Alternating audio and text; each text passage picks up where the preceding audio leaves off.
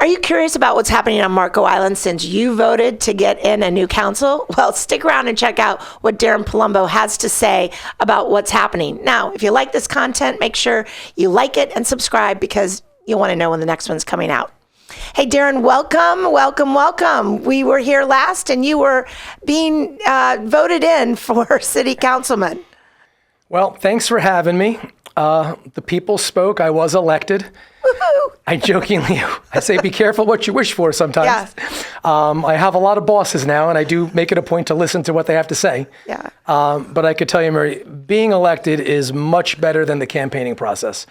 It was a tough journey, and congratulations to everybody who ran, who was elected, or just ran, because it's really sometimes a somewhat thankless job, but we try to do it with goodness in our heart. You know, I got to ask you, because if you don't remember, I do. Did you take your beautiful wife on vacation? Well, we did. We compromised. We went to Orlando because our son's in college up there at the University of Central Florida. So it ended up being a win-win. Got a nice place, spent some time with him, and took 4 days off and didn't think about politics at all. Didn't answer the phone. I didn't have my new city council cell phone yet, which they do give you, and an iPad too. Yeah. So it was a promise kept, absolutely. Awesome. Well, that's good to know, because we want to make sure you're keeping your promises. But now that you're on the other side of the desk, so to speak, what's different? Are you liking it? Well, maybe that's a loaded question. What's different? And I do enjoy it. Now that I think I could try to affect some positive, I say change, but help for the community. Sure. I have a newfound respect for anybody who's ever sat on that dais previously or currently. Things really look a lot different from that side of the relationship. And I could tell you what I'm finding out most is, we have a tremendous amount of passionate citizens in the community, and that's a good thing. Sure. Bringing our passions together and finding amicable, peaceful solutions, that's sometimes the challenge. But I'm sure we could work it out. Yeah. Well, I know you have a lot of things on the agenda that you went into campaigning on. What do you think is the biggest change that has come about in the first, few months? What I've learned the most, and what I've spoken about on the campaign trail, is, we need to meet the next 25 years of growth, as well as, if not better than we met the first 25 years for our city. It's no secret. Most of us love the version of Marco that we either moved to, but that's not the version Deltona envisioned. This build out that we're currently experiencing, this is what we're supposed to be. Yeah. And although it's painful for a lot of us, and we liked, I always say one house on a block, a few vacant lots, that wasn't the design. That was not by design. That was by demise of our building forefathers. So I am finding out that there are very touchy subjects, and it's even tough to just speak about them. Parking, transit, employee housing. I'm not saying we should implement them, but we have to have these conversations as we meet our growth. It's the only way we're going to keep a bit of that quaint, tranquil feel we have now while we grow. And we cannot deny people the right to come here and build on their lots or live here with their families. No.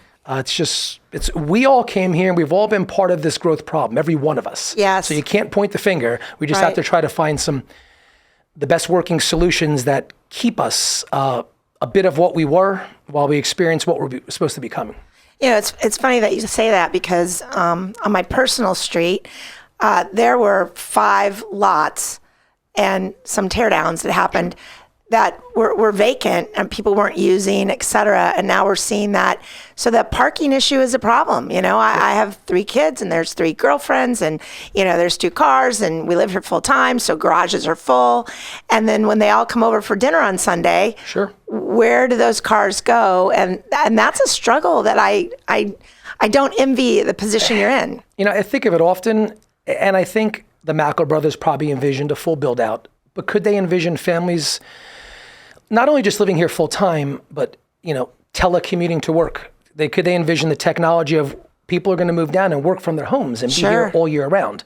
It's something I don't think they had the foresight, or not because they weren't good at what they do. They just, who could envision that was going to be the challenges? Who did in the 60s? I mean, we weren't even having cell phones, let alone the fact of, telecommuting. They were dredging and filling. And what most of our residents don't realize, especially the most passionate ones that resist change, or they think of it as something wrong, or we're supporting only businesses or not.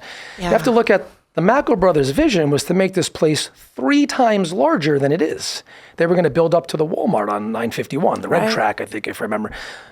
Mainsail is going to be larger, the barrier islands. So we really got lucky to a degree in staying a little smaller because their full development, vision did not come to fruition. Yeah. So it's something you have to take into account. I can tell you, I could share a quick personal experience. I used to live on Geranium Court. Sure. A vacant lot on each side of the house. Yeah. One day we woke up and a 2 stories going up next door. Yeah. The light no longer shines in the windows. All the grass died between the houses. I had to put mulch down. And I said to my wife, we looked and we said, it's good while it lasted, but we can't be angry that somebody's developing their piece of land. No. And that's, I think, the way we need to view it. It's good while it lasted, but this is what we're supposed to be. Yeah. I love that. On that, that's kind of a mic drop. Good while it lasted, but this is the way it's supposed to be. Until next time, I'm Mary Bartos with the Bartos Group of Premier Plus Realty, and we look forward to seeing you here in Paradise for the good, the bad, and the ugly. Ciao.